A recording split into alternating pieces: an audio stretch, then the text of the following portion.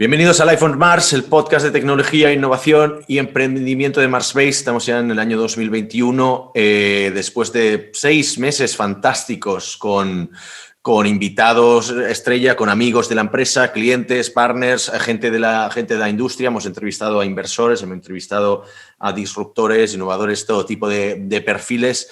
Y hoy contamos con un invitado un poco inusual, porque generalmente cuando piensas en la tecnología, poca gente piensa tanto en los periodistas. No digo que no lo merezcáis, al contrario, hacéis una labor buenísima. Nosotros aquí tenemos mucha relación con los periodistas más de la escena catalana, pero hoy contamos con Rosa Jiménez Cano, que es editor at large en El Español y está basada en Miami. Hola Rosa, ¿cómo estás? Hola Alex, muy bien, deseando hablar contigo.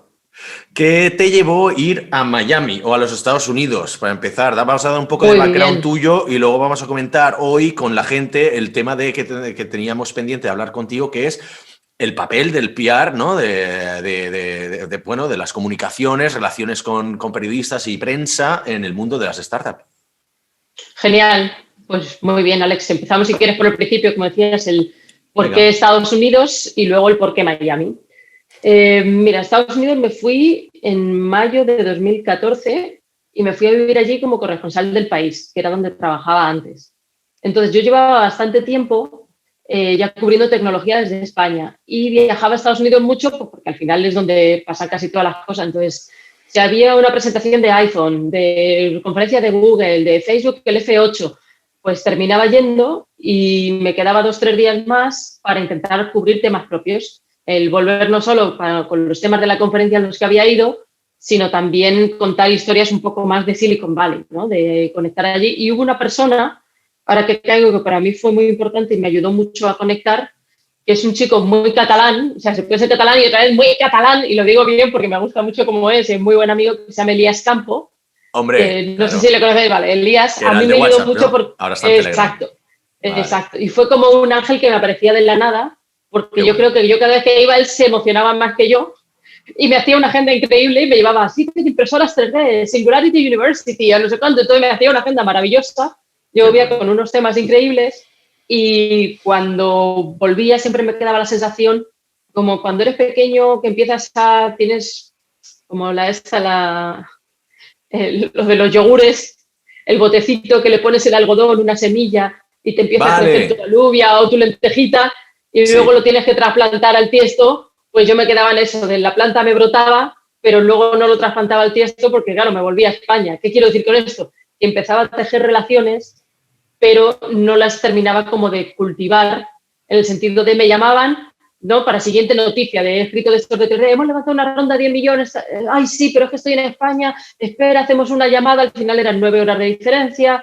Entonces, ellos querían reconectar conmigo y mantener la relación, pero yo no era capaz de seguir con esto. Entonces, cuando hubo un cambio de director, llegó Antonio Caño, y lo que propuse fue ser corresponsal en Silicon Valley con la idea de, al final, es el faro donde se está pues fraguando el futuro, el cómo se vive, cómo se come, cómo es el transporte, cómo es la sanidad, cómo son todas las cosas, todas las grandes disrupciones. Para mí es un poco como la Florencia del siglo XXI, ¿no? O la Roma, de la ciudad donde se está planteando todo para el resto del imperio cultural o el imperio americano o el mundo occidental. Y bajo esa premisa, pues entonces así ya pude tener mi tiesto, ¿no? Mi plantita allí y empezar a crecer las relaciones. Y si quieres hablamos un poco de cómo funcionan las relaciones en Silicon Valley después. Y después de 4 años y pico allí, sí que sentí pues que estaba otra vez contando lo mismo, ¿no? De, venga, otro Apple Conference, ¿no? Otro keynote de Google, otro tal. Y sentía también que tenía un papel como muy pasivo, ¿no? Esto también es como otra metáfora un poco tonta. Yo tenía... Mis 3 primos eran 3 primos mayores que yo. Luego tenía otros primos más pequeños, pero cuando era pequeña, y yo quería jugar con ellos. Yo quiero jugar, sí, bueno, tú de árbitro. No, que yo quiero jugar a la pelota. Entonces era como que siempre estaba contando las historias de otros, pero no tenía un papel, digamos, más activo dentro del ecosistema startup. Entonces me vine a Miami con The Venture City, que es un fondo de inversión y una aceleradora, y entonces ahí sí que podía estar como más con las manos en la masa. O sea, no te voy a decir que hice mi startup, obviamente no, pero sí que estuve ayudando con lo que había aprendido en Silicon Valley en mi vida como periodista a las startups del portfolio de cómo contar su historia, cómo hablar con la prensa, cómo hacer una nota de prensa, cómo empezar a tener relaciones con la prensa y demás. En octubre salí de Venture City y he vuelto un poquito al periodismo, ahora ya llegamos al punto actual, con Invertia y Disruptores Innovadores dentro del español. Y aquí como editor at large, pues lo que hago es contar historias de, sobre todo, tech en Estados Unidos, latinos sin tech o españoles también por aquí, como ayer la historia de este chico catalán, bueno, ayer, cuando quiera que salga este podcast, pero es Xavi Renom, de Justin Mind, que es un tipo así como... Sí. No se tira mucho el pisto, pero es un tipo maravilloso y genial lo que está haciendo, pero es como tan modesto y tan callado que te da como rabia, ¿no? Que hay gente que vende mucho la moto y otros que están ahí currando encerrados y no se sabe tanto, la verdad. Y bastante feliz volviendo a escribir. Estoy un poquito esperando a tener permiso de trabajo aquí y poder hacer más cosas. Y de momento pues estoy muy feliz, muy reencontrándome conmigo, reconectando con mucha gente y sumando. Así que contenta. Tú fuiste entonces a Miami mucho antes de los que se están yendo ahora, que ahora hay una gran diáspora de Silicon Valley, que es como, uy, si ya no tenemos que estar en Silicon Valley porque en la pandemia vamos a Miami. No nos engañemos, la mitad de la gente se va por tema de impuestos, o la gran mayoría se va por impuestos, pero ahí tiene otros incentivos, ¿no? O sea, un time zone mucho más amigable con Europa, por ejemplo, el clima, sobre todo, bueno, que quizás, no sé, el nivel de diversidad cultural también está de puta madre. ¿Qué le vio Venture City entonces a Miami? O sea, ¿por qué estaban basados ellos ahí? ¿Qué ventaja le darías tú a Miami? Sí, bueno, yo creo que Laura descubrió mucho Miami. Ella estuvo en Facebook cuando abrieron en España. Fue la primera empleada de Facebook en España. Sí. Estuvo ahí compitiendo con Twenty, ¿no? De Twenty eran un montón. Ella estaba ahí en su casa de Alcobendas, en la habitación y demás. O sea, hay una lucha titánica. Y ahí hubo una idea maravillosa que fue traducirlo al español muy rápido, Facebook. Y además fue como una traducción un poco cooperativa y tuvo bastante que ver también Javier Oliván. Y después de eso, pues Laura se fue al mítico equipo de Growth de Facebook en Menlo Park. Entonces luego pasó a llevar también todo la TAM. Y hubo un momento en el que se vino para Miami. Y yo creo que a ella también le pasó un poco cuando se vino a Miami, que después de haber estado viajando tanto a América Latina, conocer tantos founders y viendo un poco el ambiente de Silicon Valley, que se dio cuenta que ya se le había quedado un poco pequeño la estructura y quería hacer también su propia cosa y ayudar a otros emprendedores. Entonces, en Miami la ventaja que tiene es que conecta muy bien con la TAM, conecta muy bien con Europa y al final es Estados Unidos. Hubo la inauguración de la oficina o un evento que hicimos con Google, vino el alcalde Jiménez, que era senador, que era como el alcalde de Miami-Dade County. Él era cubano, pues cubano en origen, vale. Y dijo una cosa que lo decimos como de broma, pero que tiene mucha gracia, y dice, esto es lo más cerca que podemos estar de Estados Unidos. Y dice, coño, que lo está diciendo el alcalde. Entonces, para que veas. Entonces es un poco así. Y sobre la ola de gente que se está viniendo, yo creo que es muy positivo porque lo está poniendo mucho en el mapa. El alcalde de aquí tiene también mucho que ver con todo esto, el alcalde de Suárez, que es un tipo interesantísimo. Su padre ya fue también alcalde de Miami y, a ver, siento que hay gente que está viniendo por temas de taxes. En Florida se pagan menos impuestos. Eso es una realidad. Entonces, ahí hay una ventaja. También aquí la pandemia, y lo que voy a decir es un poco, puede sonar muy mal, pero es un poco más llevadera. O sea, cuando en España estaba todo cerrado y todo muy mal, yo llevo sin ver a mi familia desde febrero, que eso ya se me empieza a hacer duro. Porque ahora no puede viajar, o si salgo puede que no entre y demás.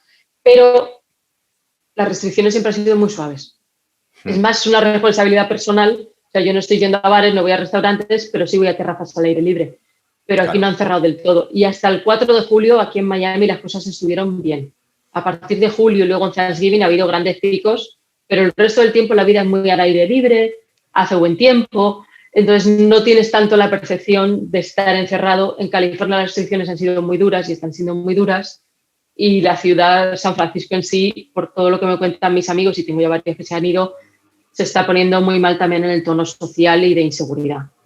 Entonces, yo no sé si va a ser una ola de gente que se va a quedar o que es temporal, pero en cualquier caso, el que descubra Miami, el que haya un intercambio tech y el que lo pongan en el mapa es muy positivo. O sea, se queden o no se queden, ya está siendo positivo. Yo creo que va a ser positivo para San Francisco por el simple hecho de que se va a ir gente de mucha pasta y van a bajar los alquileres. Eso ya para empezar, ¿no? A ver si podemos repoblar San Francisco con gente autóctona. Pero bueno, cosas... sí, es uno de los problemas endémicos y sistémicos que ha tenido la ciudad, ¿no? Vamos a empezar con el viaje de, pues eso, de una startup, ¿no? Con la relación con prensa, porque creo que es súper interesante que lo escuchemos también de primera mano, como lo puedes decir tú. Me gustaría empezar por el final, hablando de cómo se aterriza en Estados Unidos, pero digo, es que igual se pierde mucho el hilo conductor. Así que empecemos desde el principio. ¿Cuándo sugieres tú que una empresa de nueva creación empiece a tener relación con periodistas? Porque empezar demasiado temprano puede ser como que no tienes nada o que no tengas la continuidad de tener muchas cosas frecuentemente, ¿no? ¿Cuándo crees tú que es el momento adecuado? Mira, yo diría, sí desde el principio, como apuntas, pero sin esperar nada a cambio. O sea, no esperes salir, sí espera tener una relación, el que te conozca y el que genere confianza. O sea, yo soy de las personas que cree que una nota de prensa no te sirve de nada y hay como mucho hype de he mandado no sé cuántas notas. O recuerdo un debate o una conversación así que tenía a la hora de establecer los objetivos en The Venture City. Era como, bueno, pues para el siguiente trimestre o el semestre tal, o sea, lo digo como anécdota, no como una cosa así fea, sino al revés, como una anécdota, mandar un 20% más de notas. Y yo era como, ¿por qué? O sea, en realidad no es bueno, porque es más artesanía. Claro, tú pones una vanity y que en realidad te puede hacer daño mandar más si no tiene efecto. O sea, cada campaña que hagas lo tienes que medir más como cualitativo y menos cuantitativo.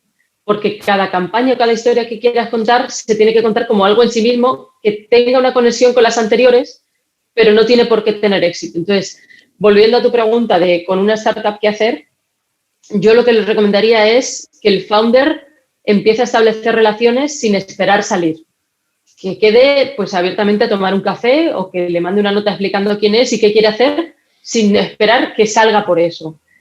Y un ángulo que a mí me gusta bastante, esto desde el punto de vista periodista, es si yo voy a escribir de blockchain, me gustaría saber quiénes son los founders que están en blockchain para preguntarles. O sea, muchas veces el periodista se siente que necesita, entre comillas, fuentes que den agua clara, gente que te informe bien para poder explicar bien los conceptos. Entonces, si no estás muy seguro de algo, siempre tienes como tus 4 o 5 expertos a los que llamas, ¿no? De si yo tuviera que hablar de levantar dinero, pues seguramente te llamaría, oye, Alex, en Barcelona, ¿qué fondos son los que se están moviendo más? ¿Quiénes son los que tal? ¿O qué startups estás viendo que llamen la atención? Como contigo tengo una relación, yo me fío y sé cómo eres, ya tengo establecido un canal para hablar contigo de otras cosas de las que yo sé que sabes.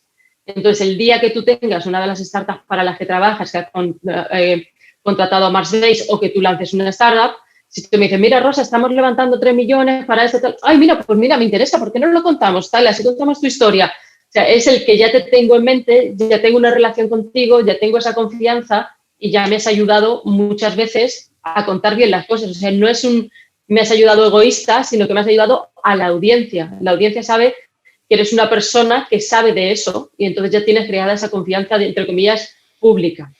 Entonces, yo les diría que primero que tengan claro quiénes son y qué quieren hacer, que tengan como esta mini historia que te he contado de yo quería hacer tal y me iba, me venía, o sea, es el por qué estoy haciendo esto y después que cuenten ya si han levantado dinero, si han contratado 5 personas, si han sacado un primer producto, pero que sepan el qué puede pasar después. O sea, en el momento que mandas una nota es como mandar una botella al mar, puede llegar o no, pero si la botella le llega al destinatario y el destinatario te contesta, tienes que tener pensado el siguiente paso. Uy, me va a preguntar, ¿y cuál es mi cap table? O sea, que entiendan las consecuencias, que no es, ya, no, es para, o sea, no es bueno mandar una nota y que te la publiquen. Tú con la nota lo que quieres es que te llamen y que te pregunten para hacer un tema propio. O sea, lo bonito es cuando hacen un tema con un interés. Lo otro es como publicidad, pero eso es efímero. Lo que quieres es que quede tu historia y que quede qué es lo que haces, porque también es lo que la audiencia va a recordar. Exacto. Y de hecho, rondas de 15, de 12, hay muchas. Dale, que rondas hay muchas. Es la historia. De hecho, sí, no quería entrar en eso, pero la perversión que hay con el tema de, casi pornográfica de publicar noticias de rondas, que ya últimamente he visto noticias ridículas de tal startup levanta 50.000 euros de Friends and Family, digo, ¿por qué es eso noticia? O sea, es que ¿cómo puede ser eso noticia? Y aquí barriendo un poco para casa, ¿no? Empresas como la nuestra igual tenemos 20 personas trabajando en oficina facturamos 1,5 millones, no es una maravilla, pero llevamos 7 años vivos y trabajamos para empresas de punteras por el mundo y eso no aparece porque no levantamos capital o no somos producto, ¿no? Entonces ahí un poquito es el unsolicited rant. Pero eso va muy bien y aquí encaja mucho, entronca con lo siguiente que quería decir, el tener una relación, como bien has dicho, nosotros nos ha ayudado mucho, siempre la hemos tenido aquí en Barcelona, pues con Marc Galtés, que estuvo muchos años en la vanguardia, con lo cual desde aquí agradecerle todo el apoyo que nos ha dado, pero esta relación altruista que tienes que hacer tú, no mucha gente la tiene. O sea, mucha gente, y aquí quería preguntarte por tema más de qué tipo de valores y qué tipo de persona lo hace, porque, por ejemplo, a mí me sale el de, como yo tengo bastante tiempo libre, por eso estoy todo el puto día en Twitter insultando a gente, pues puedo permitirme el hecho de, pues también pasarle contenido a periodistas, como pasarle contenido a gente o informar a gente de nuestro entorno o gente que me gusta que esté informada de nuestra empresa de una manera un poco más altruista, simplemente por el hecho de hacer un poco de ruido, ¿no? O de pasarle cosas interesantes. Sí. Veo un podcast, escucho un podcast interesante y digo, hostia, este podría encajar, pues yo qué sé, ¿sabes? A Miguel Valls, sí. Y se lo paso, ¿no? Dicho eso, claro, ¿qué tipo Pero tú eres como un natural born community builder, o sea, eso es algo que tienes en tu ADN, no ha habido que enseñarte. Hay mucha gente que no lo tiene tan interiorizado o no le sale, entonces sí que se tienen que hacer, o sea, yo me haría como una lista de rutinas de qué cosas voy a compartir esta semana o en Twitter y tal para crear tu persona. Y una cosa es que forzado, ¿no? Dicho, si lo haces, sí, pero vale. Yo creo que también se aprende o sale y no estar todo el día ahí metido. También el que está todo el día comunicando al final dices, ¿y este cuando ocurra, no? Como los que iban todo el día a eventos. Como bueno, exacto. Sí, pero todo tiene su momento. Pero lo que te quería decir, que yo creo que es muy importante lo que has contado de lo de las rondas y comunicar y que salen todo el tiempo, o lo de compartir que has levantado 50.000. Una de las cosas que a mí me pasaba, sobre todo cuando estaba en el país, pensando en suplemento negocios, ¿no? Es un suplemento que sale los fines de semana y tal. Y dices, en realidad suelen salir empresas más tradicionales y casi no salen startups. ¿Y por qué no salen? ¿Y qué os puede hacer? Y ahí hablando con el editor, y no es una crítica al editor, sino al revés, creo que sí que hay como algo que del lado de startup se debería arreglar y es las métricas. Cada uno cuenta según le brota. Entonces dices, ¿cuál es o sea, digamos que si es una empresa tradicional, dices, cuando tenga un revenue de $1 millón, dices, es que una startup a lo mejor no tiene revenue de $1 millón, pero está adquiriendo usuarios. Entonces, ¿cuál es, digamos, como el photo finish? ¿Cómo crear algo relativamente objetivo que todos tomemos como la métrica buena para poder decirle a los medios estoy en este punto o estoy en este tal o quiero, ¿no? Porque dices, bueno, cuando tengas 2 millones de usuarios, pues si eres un B2B no quieres tener 2 millones de usuarios. O cuando tengas, entonces, ¿cómo haces para que tengan algo de lo que se fíen? Los periodistas que estamos más metidos en rollo startup, pues más o menos tenemos nuestros sensores para poder medir y detectar. Pero los que están midiendo o están más metidos en economía habitual o en pymes y demás, todo esto les parece, cuando dicen que sí es humo, que sí es tal, es que tampoco tienen cómo medir. O sea, yo no les culpo cuando dicen eso, sino lo que falta del lado más de nuestro mundillo tech es tener más didáctica y poder explicar mejor de para qué son estas rondas. O sea, una de mis guerras cuando me siempre, hoy voy a levantar esta ronda, te lo quiero contar, es como, sí, pero cuéntame para qué. Porque exacto. Esa sensación que se tiene a veces de que parece que te ha tocado la lotería, es como, no, que es una responsabilidad, que son unos señores que te han dado su dinero para que llegues aquí, o para que consigas esto, o para que te internacionalices. Entonces, sí ronda, pero ¿para qué? No, y es súper buen punto, porque de hecho esto es lo que me contó Marc, un poco ella había conseguido cambiar, ¿no? Ella hacía 27 años que trabajaba para La Vanguardia y claro, cuando empezó a hacer el tema de emprendedores le dijeron, bueno, ahora voy a decir números arbitrarios, pero sí. Si no tiene una facturación de 10 millones de pavos al año, no puedes entrevistarlos, no pueden aparecer en el periódico. Y dice, vaya, pero entonces no tendré nunca una startup. No sale nada. No habrían salido ni eDreams, ni Privalia, ni Typeform, por decir algo, ni cualquier historia de estas, ¿no? Con lo cual, eso es síntoma de que el mercado de la comunicación o de los periódicos pues no evoluciona al ritmo de la sociedad, que supongo que es una cosa que tiene que ser bastante frustrante, ¿no? Tú que estás metida en el ajo. Sí que te da como pena ver que el mundo va por un lado, ¿no? Que tú ves tan claro que el mundo va por nuestro lado y que los medios quizá les cuesta. Pero no les culpo también porque nosotros a veces parece que estamos hablando Klingon y ellos hablan, pues, no sé, otro idioma. Pero que no hay un marco común para poder manejarlos. Y sí creo que del lado startup esa transparencia o ese aterrizar mejor los datos y a lo mejor como de cachondeo, pero utilizar menos palabras en inglés puede ayudar también mucho. que nos gusta, yo también. Bueno. Al final, aquí con el Spanglish, pues se escapa mucho más.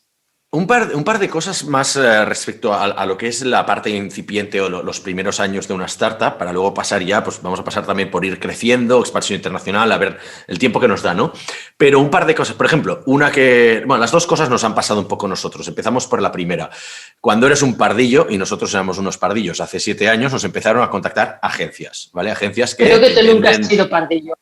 Bueno, pues fui pardillo porque pagamos a una agencia de estas para aparecer en prensa, ¿vale? Igual nos dilapidamos, yo qué sé, 2.000, 3.000 euros por aparecer. Nos prometieron que nos pondrían en periódicos y dijimos, bueno, estamos en una fase guay, igual ya teníamos 8 empleados o algo así. Y dijimos, pues bueno, estábamos trabajando para empresas internacionales, hacíamos cosas chulas, el evento Startup Grind, y dijimos, hombre, hay algo, podemos contar. O sea, realmente no como para que nos pongan en portada, pero bueno, un articulito ahí de vez en cuando está bien. Y caímos en la trampa. Luego ya hemos visto que no tienes que pagar nunca, al contrario, te tienen que venir a buscar, ¿no? ¿Cómo se puede evitar eso? Porque eso existe, ¿no? Y nosotros caímos, o sea, y como nosotros, 50.000 empresas, ¿eh? O sea, prácticamente todo el mundo ha pasado por ahí. Sí, o sea, yo no diría de no necesitas una agencia, a lo mejor puede que sí que la necesites, y depende del momento.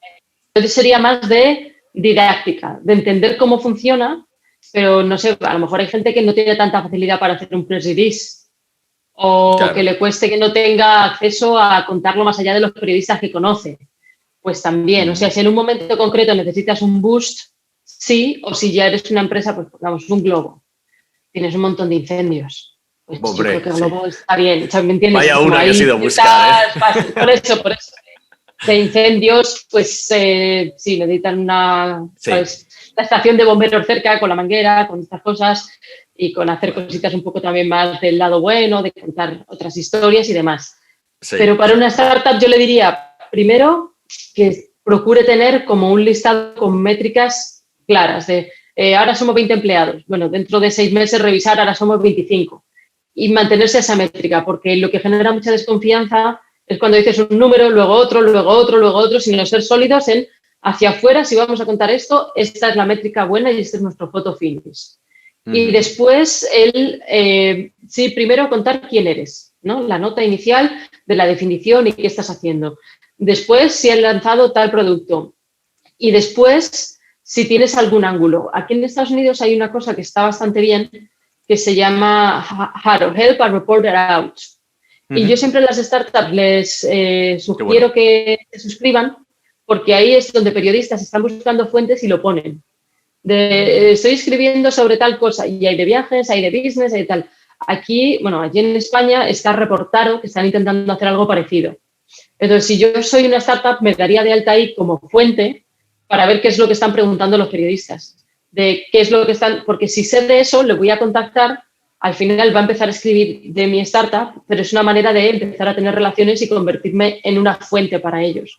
O sea, para el periodista la fuente es un recurso muy valioso porque le sirve para tener un segundo check de me llega una nota de tal, oye, me voy a llamar a este que sabía de esto, a ver qué piensa, porque no sé si esto es real o me está... Entonces tienes un segundo check, ya generas esa confianza y después cuando tú quieras lanzar ya se lo puedes contar o incluso le puedes decir, oye, esta historia crees que tiene sentido, crees que no, pero el generar esa confianza, o sea, el periodista no es tu enemigo o no es, no lo cuentes, no sé qué. A ver, puede haber gente que tenga peor humor o que le guste más la polémica, pero también te vas a ir dando cuenta según lo vayas leyendo. ¿Sabes? De antes de tal, hazte tu lista de con quién te gustaría a ti que fuera el que tiene una relación más cercana con tu empresa. ¿Quién te gusta cómo lo cuenta? ¿Quién sientes? Y que después también, si mete la pata, se lo puedes decir en privado de, oye, este día aquí te tragaste una bacalada, que esto no es así porque sé yo que... Y ahí puedes ir generando... Eso es, ese tipo de relación que sirve mucho más. En cuanto a lo que decías de la agencia, sí siento, por ejemplo, te puede servir en algún momento para media training. Gente que no esté acostumbrada a entrevistas, que sepa cómo responder o lanzar mensaje. Una de las cosas que sí que veo también mucho cuando entrevistan a startups es que empiezan como a competir por ser más listo que el periodista, ¿no? O por explicarle todo y empiezan a soltar datos. Y como, no hace falta. Lo que tú quieres es que se lleve el mensaje tuyo y qué le quieres contar. Entonces, con que tengas 3 ideas que son las que quieres que se lleve puestas de la convocatoria, ¿no? De voy a presentar este producto, no hace falta que le estés contando y venga datos, porque entonces ya no sabes cuál era el mensaje, el motivo de lo que le querías contar. Entonces, que te hagas como una estructura de un triangulito de cuáles son las 3 ideas que quiero que se lleve hoy. Y aferrarte a eso y contarle eso. Pero no terminar de irte por las ramas porque tal, porque conozco a no sé quién. Está bien, pero no estás compitiendo por eso. No es un esgrima verbal, no es una conversación para... No, es una conversación en la que tú quieres que se lleve esas 3 ideas para que lo ponga en el periódico o en la web o lo que sea y que tus lectores les llegue eso. O sea, al final es un intermediario para llegar a la audiencia.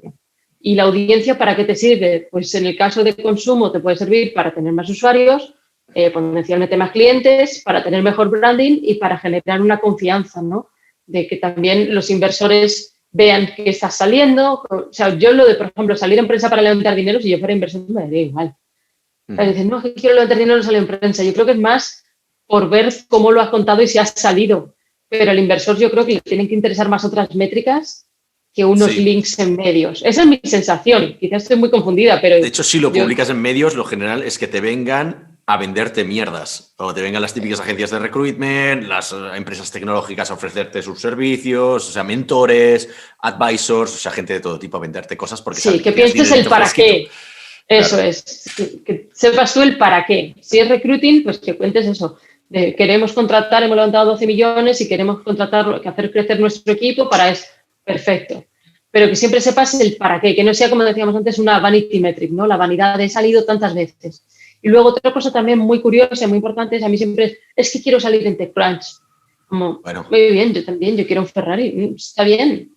Pero primero tienes que salir, o sea, primero que te conozcan en tu barrio. De si tu startup es de Barcelona o es de Girona, o que salgas en la prensa de allí. Porque lo primero que van a hacer todos esos medios más grandes es ver si has salido en eso. O sea, al final el primer sensor de confianza es que te conozcan en tu barrio a la hora de comer. Entonces, la primera es que te conozcan los de tu barrio.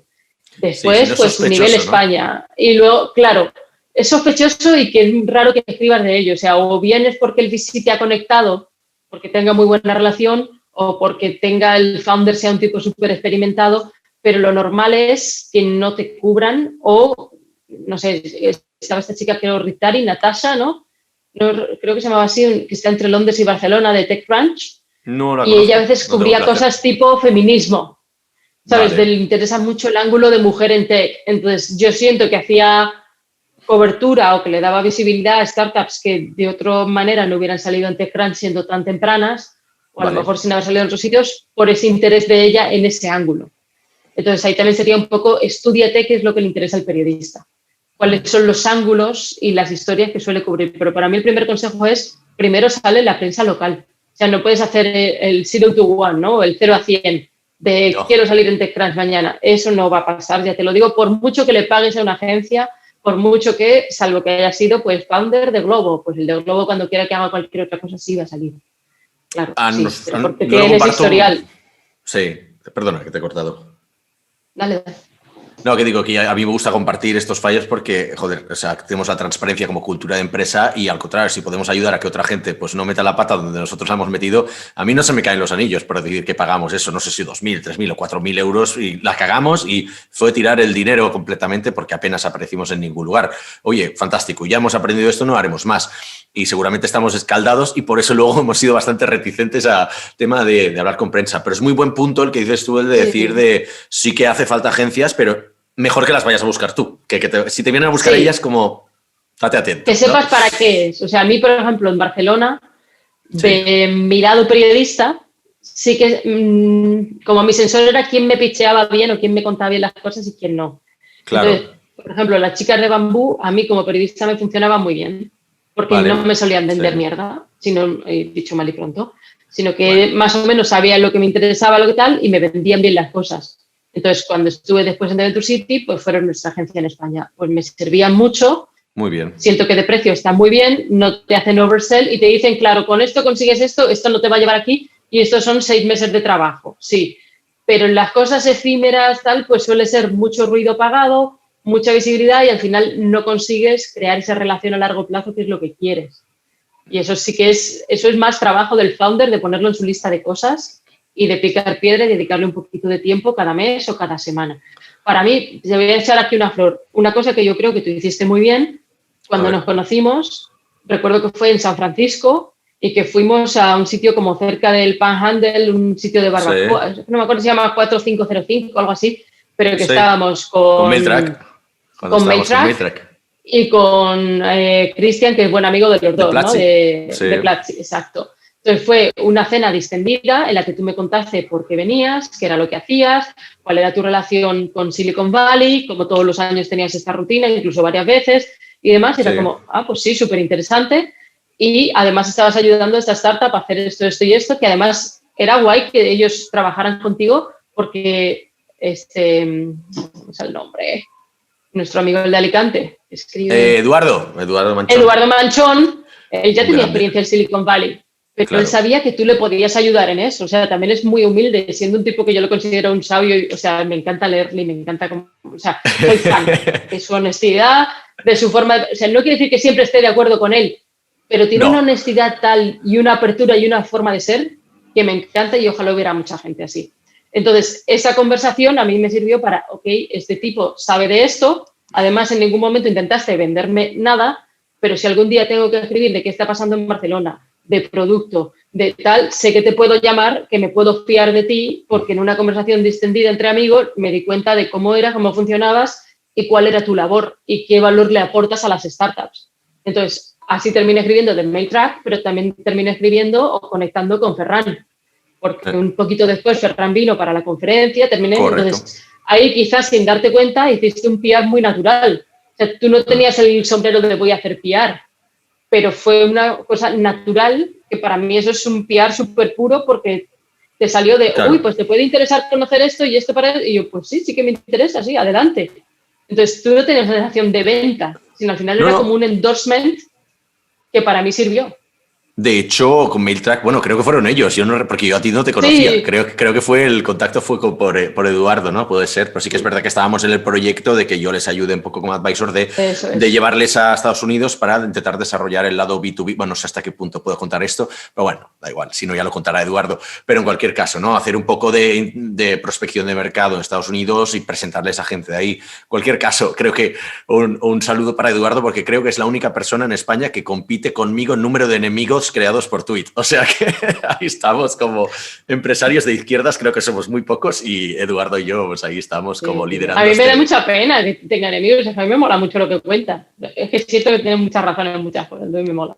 Mira que cuando estábamos en Estados Unidos tuvimos la genial idea de decir, hostia, tendríamos que montar un podcast de soy empresario, pero no soy un hijo de puta, ¿sabes? Bueno, hasta ahora ya aquí me he venido un poco arriba, pero quiero decir, sería interesante, igual le digo que hagamos un podcast al respecto. Pero bueno, volviendo al tema, porque hemos comentado un tema con el que nosotros sufrimos, vamos a comentar otro tema con el que también, y que de hecho todavía sufrimos, uno de los grandes temas que tenemos gente que igual somos de una cierta naturaleza, es el tema del síndrome del impostor. Y yo lo admito, de hecho, escribo muy a menudo el tema del síndrome del impostor, es algo que me afecta bastante a menudo, que es prácticamente cuando, no sé la definición científica, pero es cuando tú no te crees como el papel que tienes o sea, no sufres por eso, ¿no? Por decir, hostia, yo no me merezco el rol que tengo, el reconocimiento que tengo, lo que fuera, y esto me está creando una cierta presión, o no puedo, yo qué sé, no me creo válido para aparecer en prensa, por ejemplo, que es el caso que me pasa a mí, por ejemplo. O sea, yo es como digo,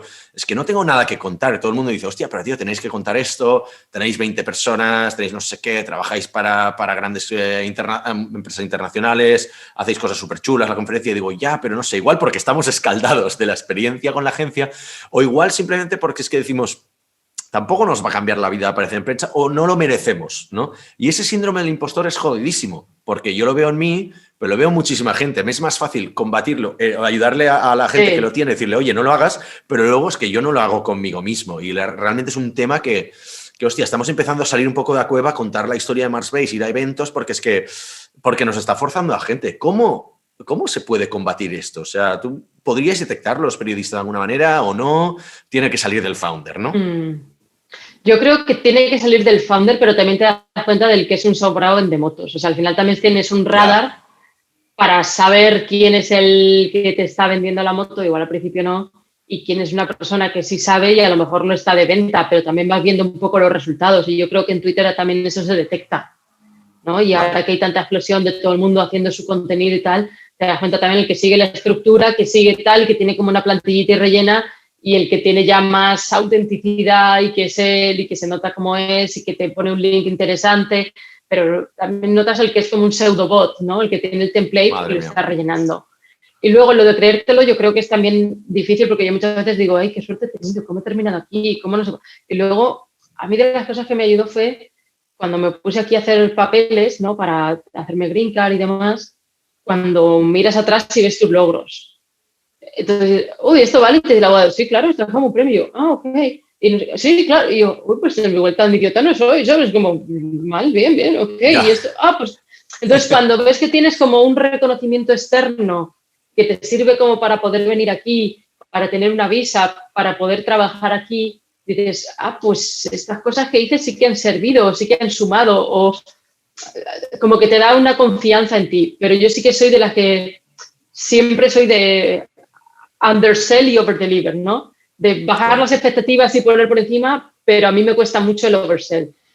¿Sabes? De cuando viene la gente, quiero salir en tal, bueno, yo te puedo hacer esto, esto y esto, te ayudo con esto y ojalá salga, pero si no, o sea, tengo mucho miedo, sobre todo con cosas de PR. A mí la gente que te promete o que te da algo por seguro, yo no me fiaría, porque para empezar, te puede apalabrar algo y ese día Apple presenta no sé qué y tu tema se cae. No te puede prometer algo, porque al final en un medio, sabiendo cómo funciona un medio, la actualidad manda.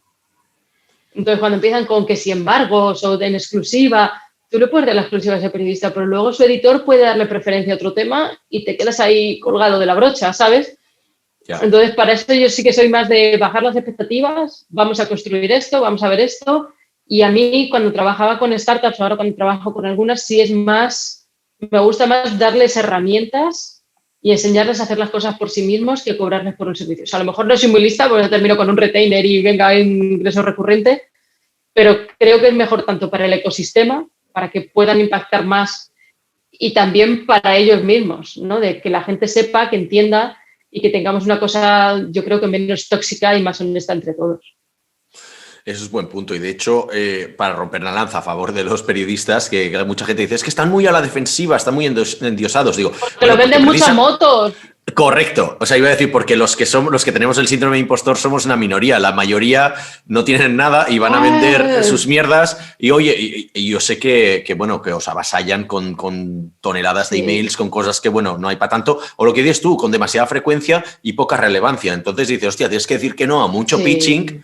Yo lo veo desde el punto de vista, por ejemplo, de inversor, que veía tantísima cosa que no llega a unos mínimos de calidad. Pues imagínate cómo debéis estar vosotros, que encima tenéis esa visibilidad. De cómo prepararte. ¿No? Mira, te voy a decir una cosa como de broma. Venga, hace unos años en lo de Startup Olé, en el Salamanca. Estábamos en un bar, y llegó un emprendedor, no me acuerdo quién era y tampoco quiero acordarme para no decirlo así. Es más la anécdota que la persona da igual. Y me empezó a contar tal, bueno, me vas a sacar el periódico. ¿Qué hay que hacer para que yo salga? ¿Cómo podemos hacer? Y le dije, tío, vamos a ver. Digo, que lo que me estás diciendo, esto es casi pornográfico.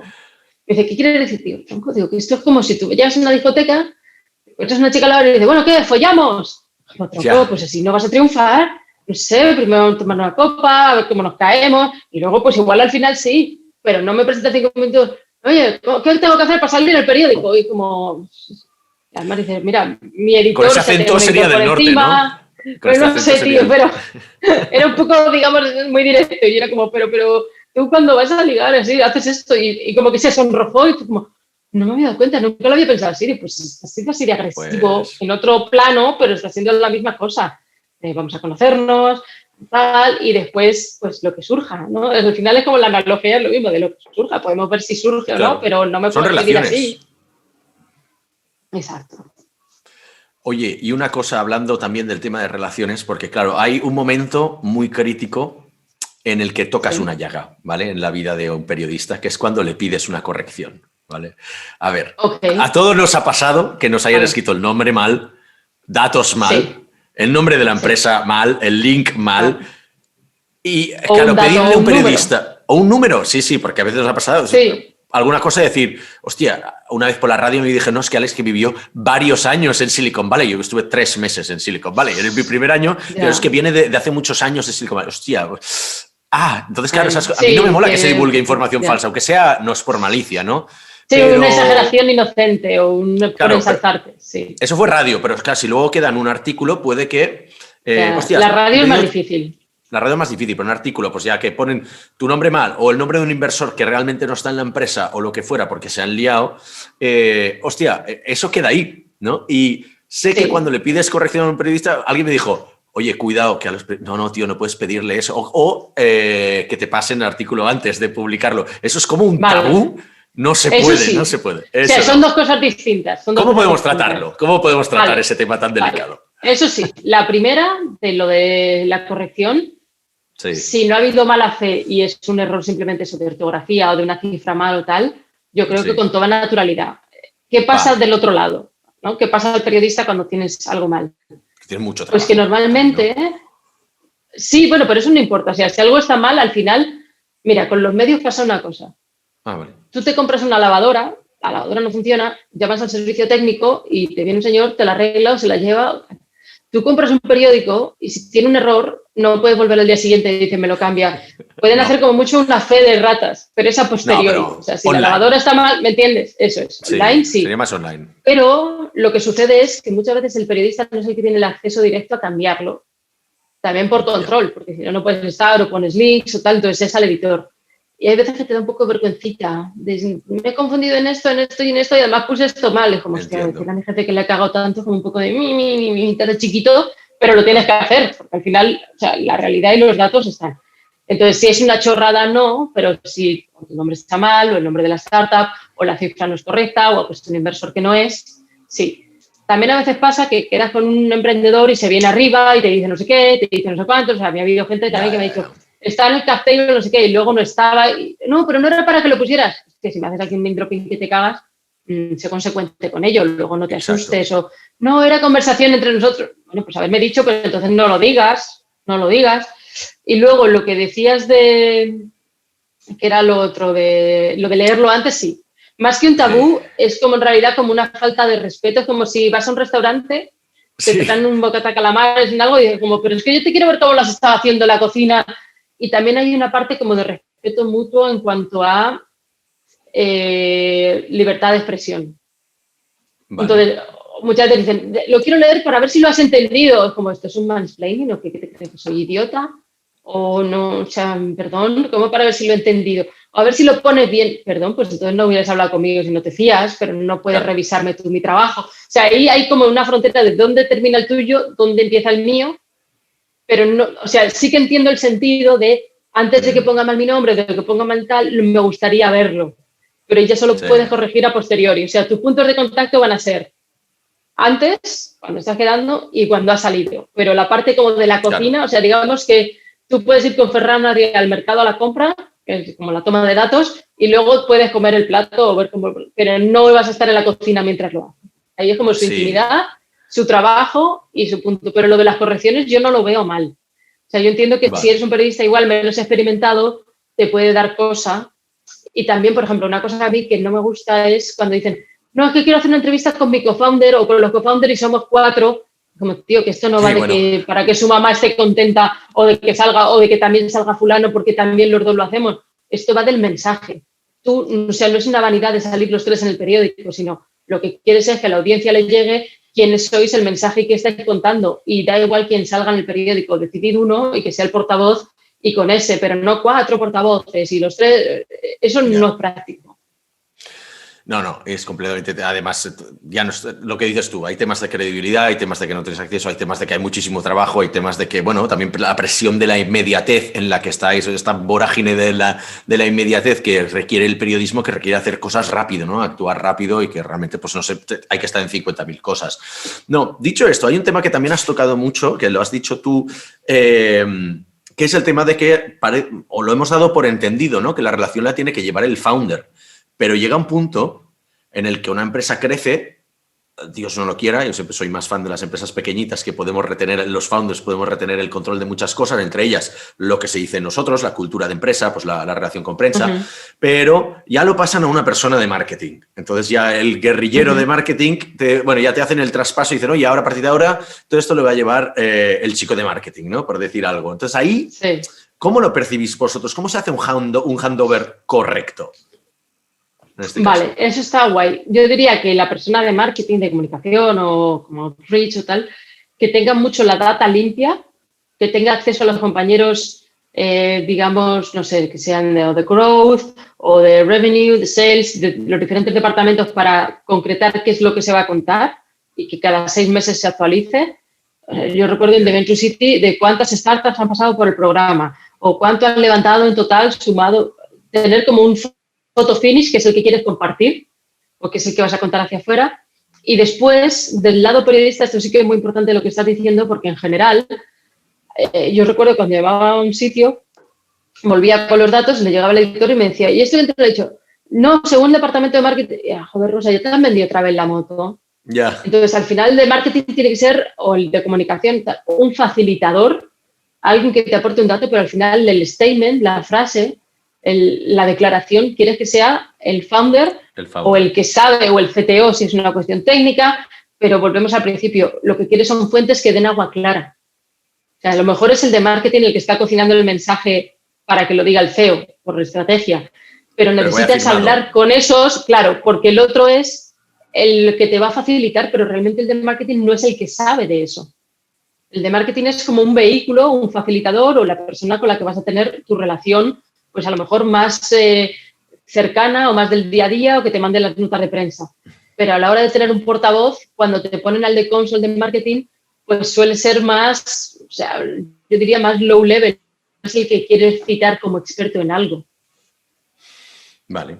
Y pasamos al tema de, bueno, hemos hablado de pues, empresa incipiente, un poco scale-up, para lo que estabas haciendo la transición, y iba a ser un poco un tema más central, pero la verdad es que está siendo súper interesante, nos quedamos sin tiempo, que es el tema de expandirse a Estados Unidos, ¿no? Porque, por ejemplo, nosotros lo hicimos de una manera súper natural en la que ya casi antes de entrar a crear la empresa, yo me fui 3 meses a Estados Unidos y de ahí construí una red, porque dije, hostia, esto igual va a ser interesante. Y desde entonces estoy yendo cada año, pues 1 o 2 meses a Estados Unidos, a San Francisco, y la verdad que nos ha surgido una red muy natural, ¿no? Hemos tenido la suerte de que, pues como comentabas tú antes al principio, siempre hay como alguien que te adopta, ¿no? En nuestro caso, pues fue un poco, Miguel Valls fue uno de los primeros que nos hizo las intros ahí en Estados Unidos, luego hemos tenido otros roles por ahí pululando, orbitando alrededor de la empresa, pero Miguel es verdad que hizo nuestros primeros grandes contactos a nivel de startups y la verdad que nos fue súper bien, estamos súper agradecidos, tenemos una relación muy bonita ya después de 7 años con Miguel, ¿no?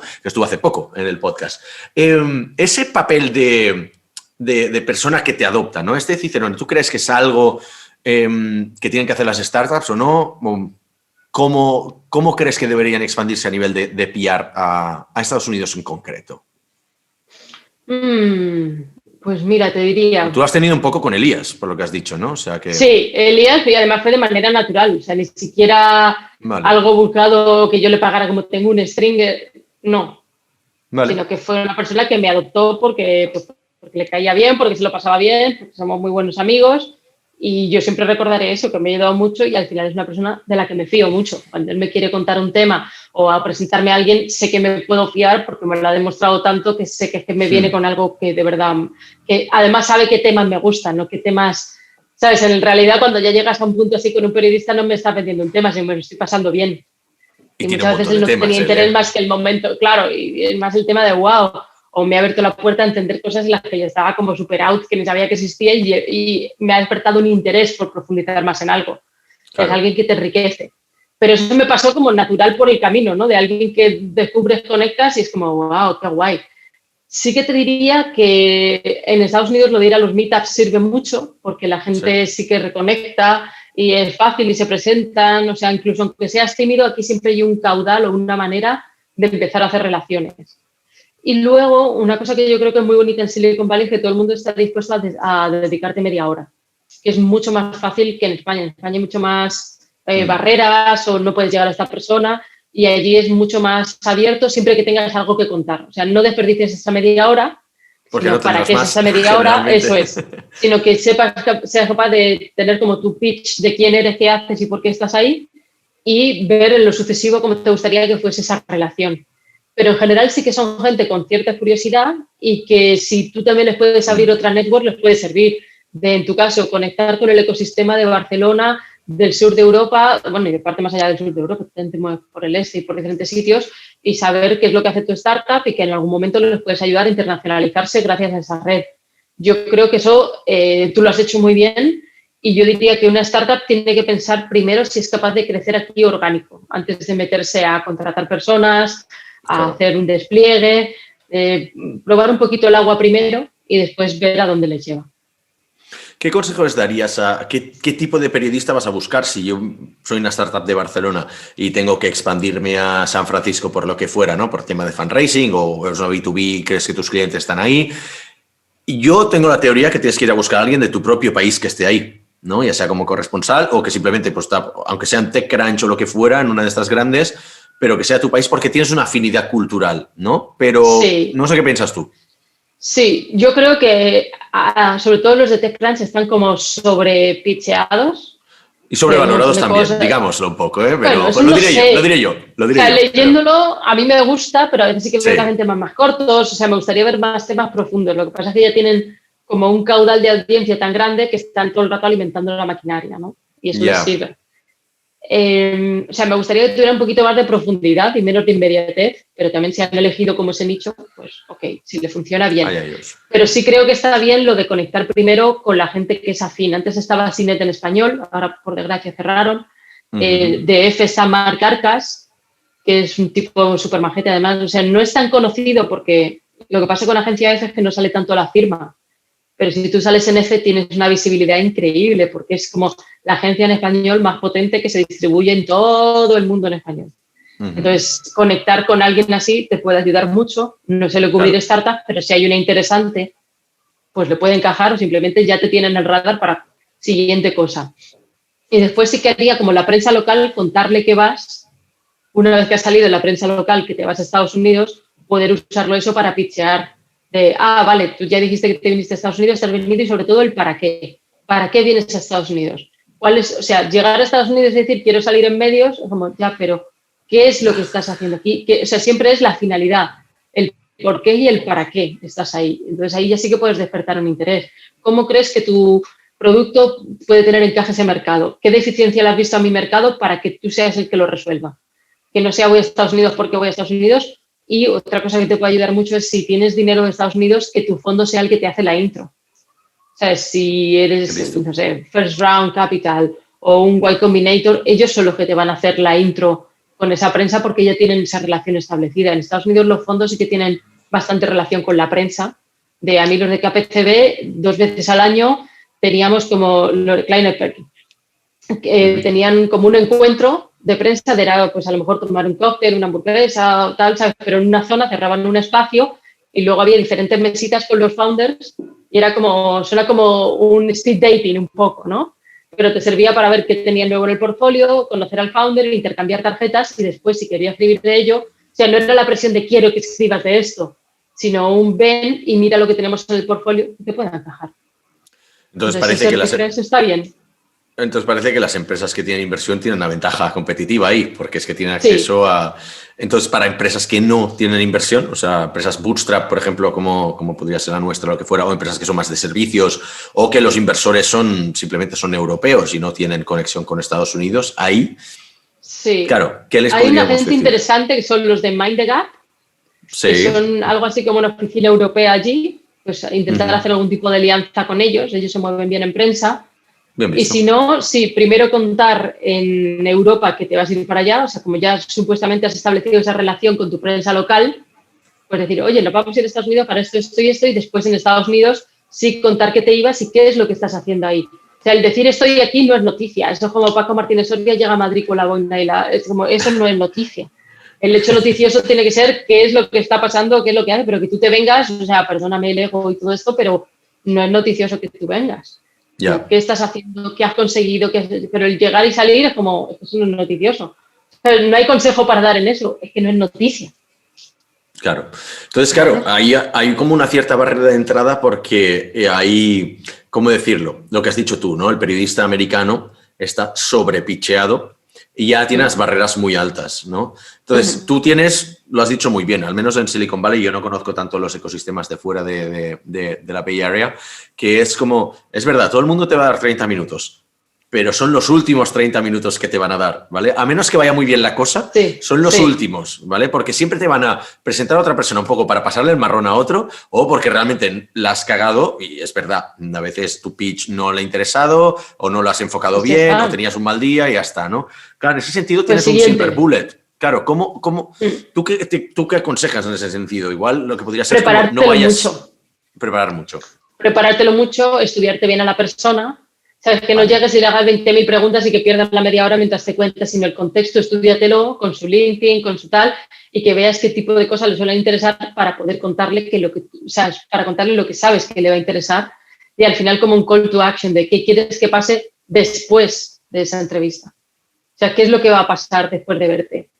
Quiero hacer negocio contigo, quiero que me presentes a no sé quién, quiero que pruebes mi producto, quiero que me inviertas, pero ¿para qué era este encuentro? ¿Qué pasa después? O sea, en mi caso era conocer gente que pudiera ser fuente potencial o que me conectara con startups que estaban haciendo cosas interesantes o simplemente entrevistarlos. Pero sí ser claro en qué quieres, porque a veces somos yo creo que los europeos muy happy, ¿no? De echar el rato. Y los americanos son más orientados al esto es para esto. O sea, en ese sentido son más tácticos, aprende a jugar ese juego. No es malo en realidad.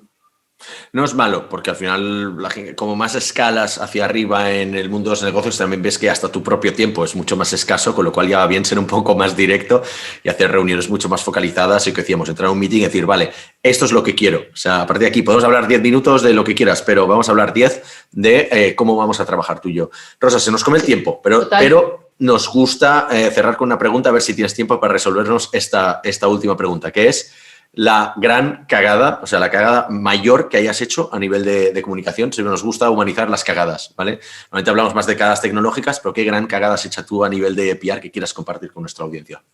Tiene que ser propia, ¿eh? No puede ser de otros. No, sí, y esto me lo tenía que haber preparado. Pero es que no preparamos nada aquí, esto es la gran pero para poder contarlo así bien, pues sí que te diría a lo mejor saltarme un embargo. Eso está fatal. Vale. O sea, te digo más del lado periodista, más que de PR. Vale. Pues dejas algo, o sea, el embargo es cuando acuerdas una fecha y un día para soltar una información, ¿no? Y vale. Es como que hay varios periodistas a los que se ha contado la historia, tú lo que procuras es darle tu toque, no contarlo como todos los demás, entonces es una entrevista previa, pero se acuerda que algo va a salir. Esto se hace sobre todo mucho con gadgets, ¿vale? Con cacharros, vale. Lo has probado, vale. Lo has tal, y todo sale pues también para los youtubers, las visitas, que ninguno tenga una ventaja y tal.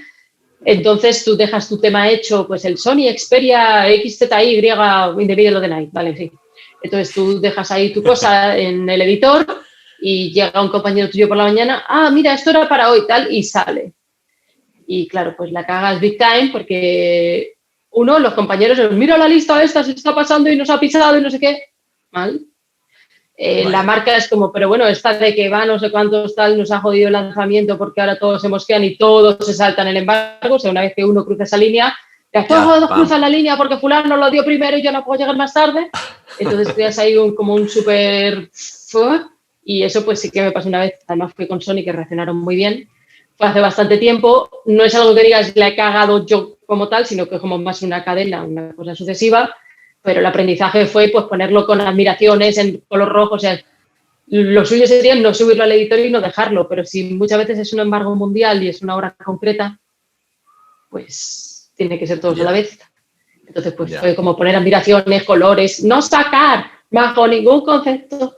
Y esto explica por qué a veces matan al rey, por qué no sé cuánto, pues son esas típicas cosas que están ahí como en pseudo embargo, pseudo nevera o por si acaso, de que sin querer salen y pasan cosas. Entonces hay errores, hay fallos y a veces pues la cagas con tus compañeros, con tu fuente que sería la marca y con tu jefe de coño que no era para sacarlo hoy y tienes así un incendiito muy intenso y muy profundo en un momento muy concreto.